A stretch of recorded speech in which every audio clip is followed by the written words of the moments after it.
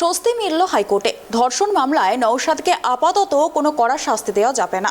আগামী 8ই জুলাই রয়েছে পরবর্তী শুনানি। তার আগে কোনো মতেই নওশাদকে গ্রেপ্তার করতে পারবে না পুলিশ, এমনটাই জানিয়ে দিল কলকাতা হাইকোর্ট।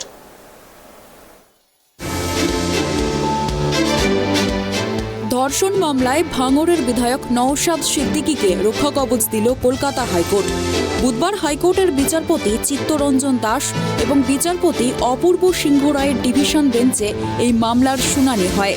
দুপক্ষের সওয়াল জবাব শোনার পর আদালত জানিয়েছে আপাতত রক্ষা কবচ দেওয়া হচ্ছে আইএসএফ বিধায়ককে। আগামী 16 জুলাই এই মামলার পরবর্তী শুনানি রয়েছে। তার আগে পর্যন্ত নওশাদের বিরুদ্ধে কোনো কড়া পদক্ষেপ করতে পারবে না পুলিশ।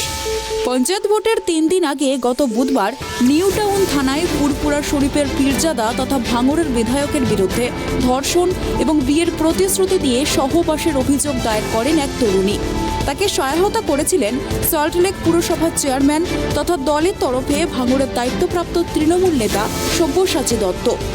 ওই অভিযোগকে গোড়াতেই ষড়যন্ত্র বলে বর্ণনা করেন নওশাদ।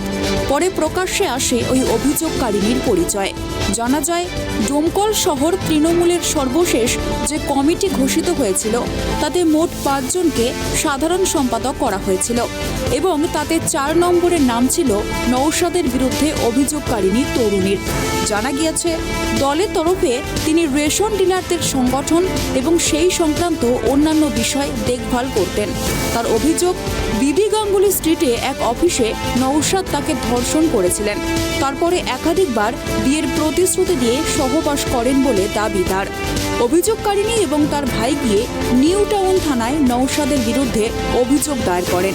তারা থানায় পৌঁছানোর খানিকক্ষণের মধ্যেই সেখানে পৌঁছে গিয়েছিলেন বিজেপি থেকে তৃণমূলে ফেরা সব্যসাচী। উল্লেখ্য, মঙ্গলবার রাত থেকে নওশাদের বিধানসভা কেন্দ্র উত্তপ্ত।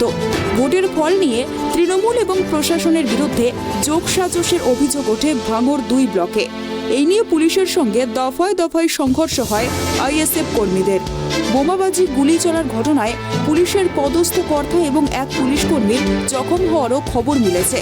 অন্যদিকে মঙ্গলবার রাতে 2 আইএসএফ কর্মী গুলিবিদ্ধ হন। বুধবার সকালে তাদের মৃত্যুর খবর পাওয়া গিয়েছে।